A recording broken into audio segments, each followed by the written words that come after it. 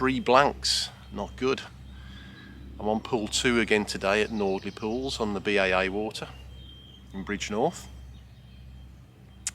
And I am licking my wounds a little bit, to be honest with you. I haven't been able to fish for about 3 or 4 weeks, unfortunately, because Angie and I have finally moved home into Shrewsbury. And yeah, we're just in a settling down period. But I'm also going to say this.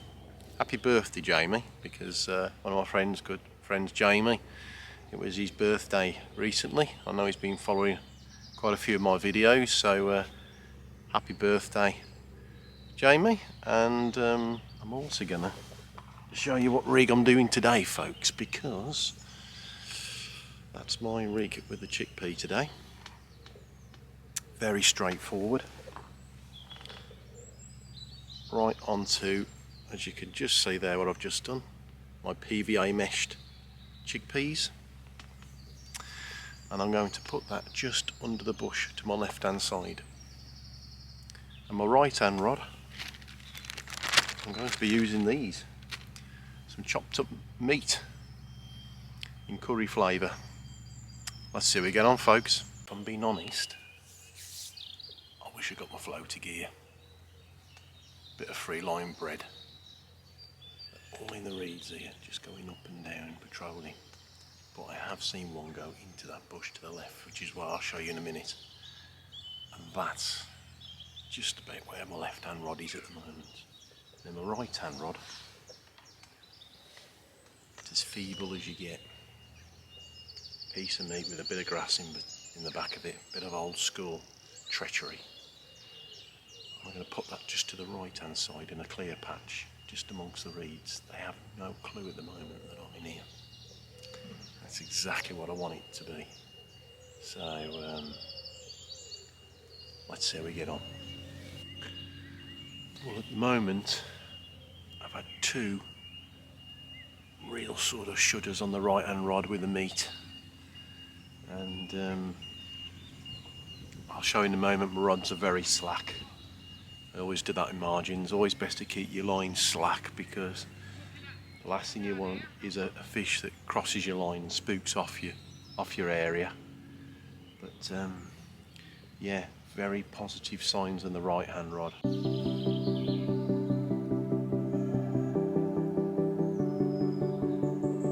Well, there you go, folks, on the meat. It's been not 3rd time lucky, but 4th time lucky. I'm going to weigh it. I'd expect it to be about 16, 17 pounds. But on the meat, just on the margin, right behind me on the path there. And yeah, nice. I'm happy with that. Very old fish. I've got a feeling this is from pool 1. It's very dark in colour, and I remember catching a common about 3 years ago off pool 1 that resembled the same fish. It's a very old character. That common carp was £15 7 ounces with everything taken off. So yes, very, very happy. I'll put that rod back there again, I think, and see if we can get another one out there. They're all milling around in this area of the weeds, and I think I'm going to put the other one onto a zig. I'm going to give neck on the chickpeas at the minute anyway, only because of the circumstances today. It's a high pressure. Right,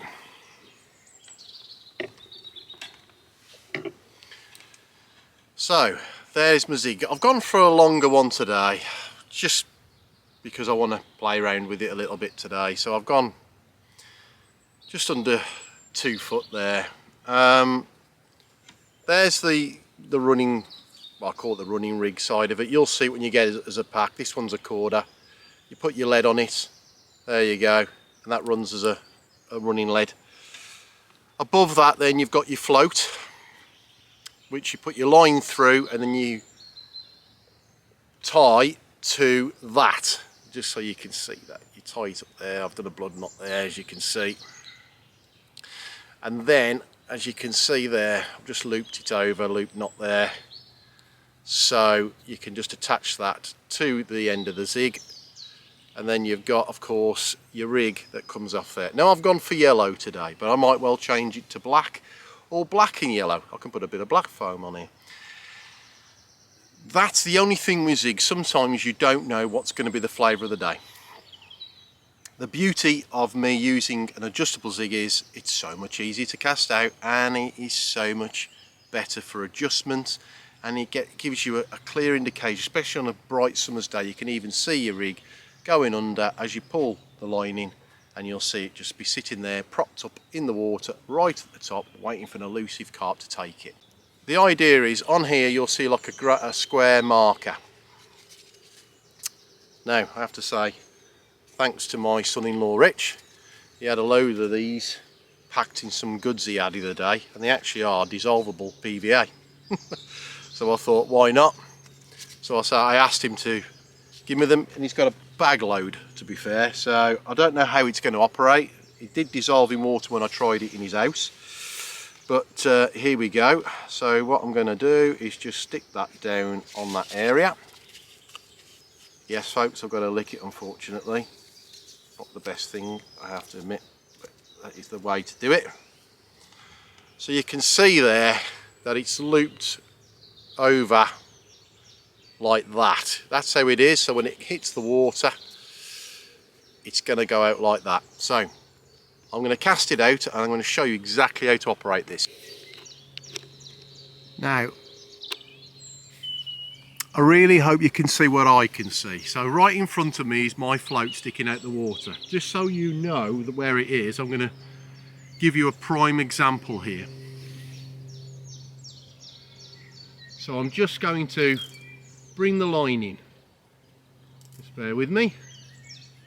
I just want you to see this. So at the moment I'm putting the line in. Now just to the right of there, and we're lucky today because it's a very bright sunny day. That's the beauty of using adjustable zigs.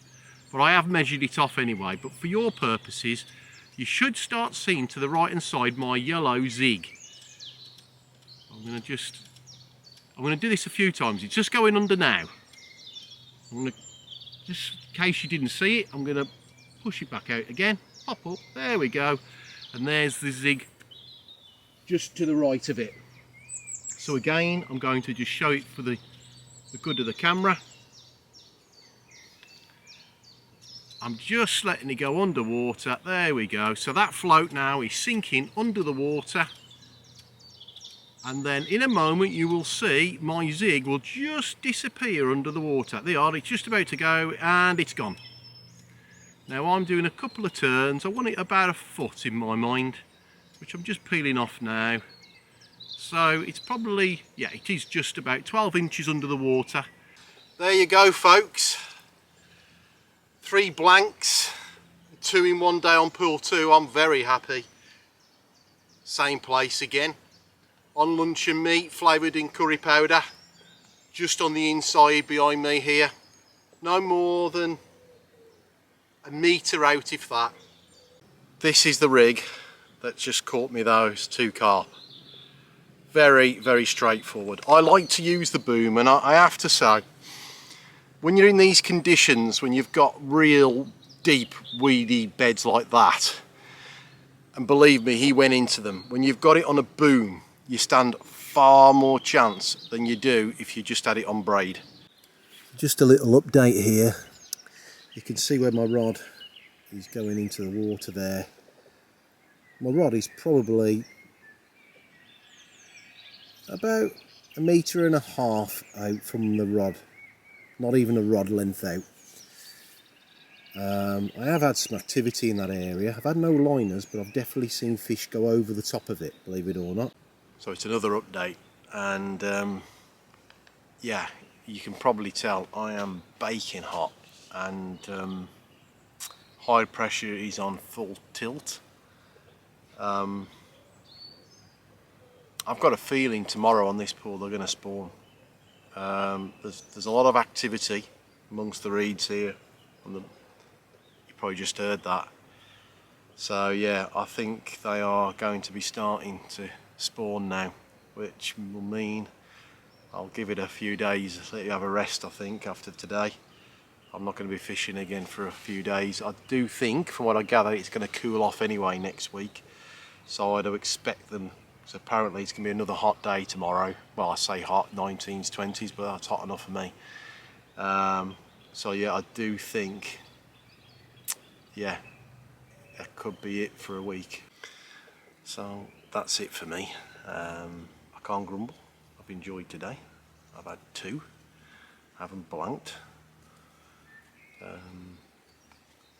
I do wish, to be honest, I got my floater gear with me. Perhaps some biscuits or bread. But logistics, unfortunately, have failed me today. But we've had 2 nice fish, so I can't grumble. So if you like what you've seen, hit the like button. If you want to see more, smash the subscribe. Thanks for watching.